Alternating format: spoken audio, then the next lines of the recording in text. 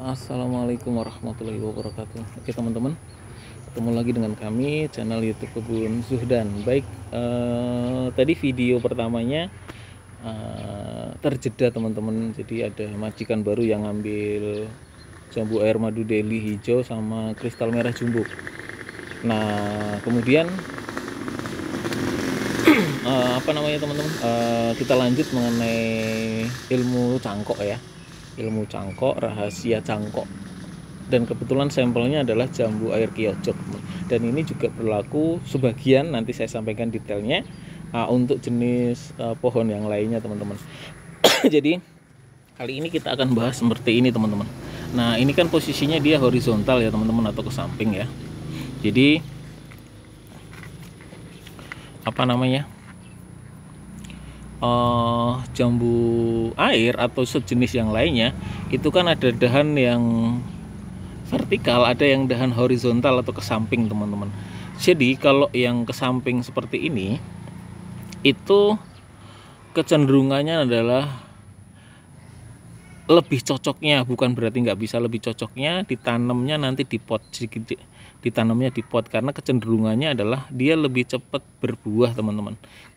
Yang rantingnya ke samping ya, yang rantingnya ke samping kecenderungannya dia lebih mudah berbuah. Kemudian yang seperti ini, yang vertikal seperti ini teman-teman, dia ke atas kan. Nah kecenderungannya dia lebih cepat keluar akar dan lebih cepat pertumbuhannya, vegetatifnya itu lebih cepat teman-teman. Jadi perbedaannya di situ. Jadi ada yang ranting yang horizontal atau ke samping, dia kecenderungannya lebih cepat berbuah. Jadi ketika dicangkok memang sedikit agak lama, tapi nanti cocoknya ditanam di pot kalau pengen cepat berbuah. Seperti itu teman-teman. Nah kemudian kalau yang rantingnya vertikal, yang ke atas ya, yang menjulur ke atas, itu memang ranting yang dipakai buat proses pertumbuhan vegetatif. Jadi memang batang utama ya. Nanti kan dari situ pasti keluar ranting kanan kiri yang arahnya memang ke samping atau horizontal. Nah itu teorinya seperti itu teman-teman ya, itu hukum dasarnya. Kemudian kalau misalkan apa ya, terkait dengan yang kita cangkok apakah harus berbuah, nah itu ilmu basic ya, ilmu basic bahwa ketika kita pengen menularkan indukan bibit yang kita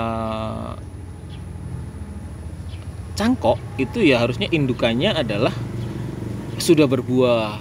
Begitu hukum dasarnya. Makanya ini udah berbuah 3 kali, jadi saya berani cangkok minimal 2 kali itu untuk menjaga menjaga keaslian atau menjaga kualitas dari tanaman tersebut agar sama indukannya itu tidak berbeda jauh.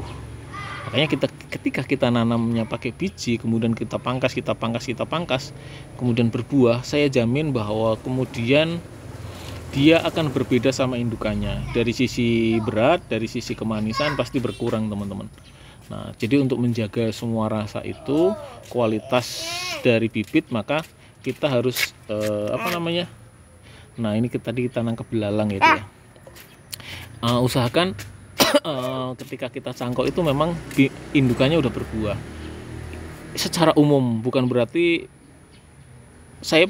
teman-teman juga pernah cerita mengalami pohon yang saya cangkok belum berbuah, kemudian saya cangkok, daripada saya buang kan, nah yang dicangkok itu ditanam duluan yang dicangkok berbuahnya teman-teman, indukannya malah belum berbuah. Itu juga pernah ada, tapi kan itu tidak secara umum, artinya hanya sekian persen, 5-10% lah. Yang kasus-kasus seperti itu kan tidak banyak. Tapi kalau kita pengen kemudian menjamin kualitas bibit kita oke ya itu tadi harus disesuaikan itu tadi mas teman-teman ya, maksudnya indukannya harus terbaik. Nanti dengan begitu cangkokan yang kita hasilkan pun akan sama dengan indukannya. Sebenarnya sih rahasianya seperti itu teman-teman. Nah kemudian ketika menyayat itu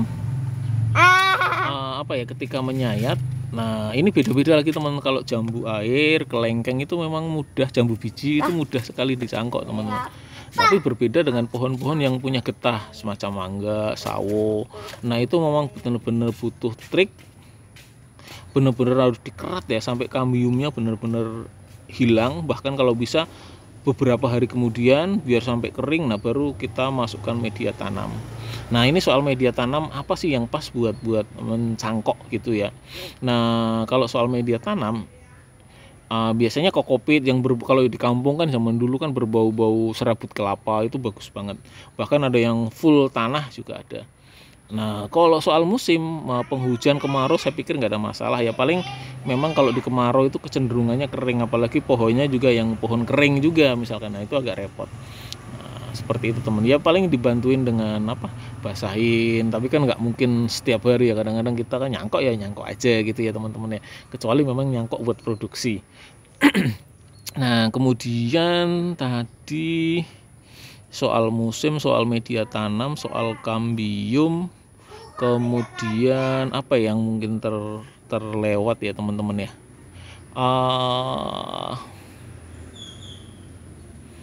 Tadi kan soal kambium, kemudian oh ya soal yang pohon getah ya. Pohon getah itu memang agak-agak rumit teman-teman ya. Bukannya nggak bisa, tapi memang apa ya, rada susah teman, rada susah. Tapi kayak seperti mangga, sawo dan sejenisnya itu memang black sapote yang punya getah itu agak ini. Dan satu lagi ya apa, ketika kita menyangkok terutama yang pohon-pohon bergetah itu memang usahakan yang udah bentuk batang teman-teman. Kalau seperti ini kan masih agak susah. Tapi kalau jambu, kelengkeng, dan jambu biji ya, jambu air, jambu biji, kelengkeng, itu nggak akan ada masalah teman-teman dengan seperti ini, karena memang dia mudah sekali untuk dijangkok. Gitu sih teman-teman ya, semua skill, semua keterampilan harus dicoba ya. Kalau saran saya seperti itu, jadi harus dicoba, kemudian harus diterapkan nanti sambil jalan. Kalau kita hanya membaca literatur sampai benar-benar oke, kita nggak nyoba ya percuma juga. Seperti itu teman-teman. Nah itu sih gambaran saya mengenai rahasia cangkok ya, pohon buah. Dan yang utama adalah kalau pengen kita menjaga kualitas cangkokan kita ya usahakan pohon yang kita cangkok yang memang udah pernah berbuah atau indukannya valid. Nah kemudian ternyata ada perbedaan antara pohon yang bergetah itu ternyata susah sekali dicangkok. Nah makanya keratannya benar-benar harus benar-benar dikerok ya, dikerok. Kemudian kan ada ilmu-ilmu lain semacam misalkan dikerok beberapa hari untuk yang bergetah, 2 hari, 3 hari, 4 hari, seminggu. Nah kemudian ketika mau dicangkok olesin tuh pakai bawang merah teman-teman. Nah itu bisa membantu proses apa ya, proses percepatan akar. Nah seperti itu. Oke, mudah-mudahan dari saya ini bisa membantu teman-teman. Saya juga belajar ya teman-teman ya. Mudah-mudahan bermanfaat. Salam penghijauan dari kami Kebun Zuhdan.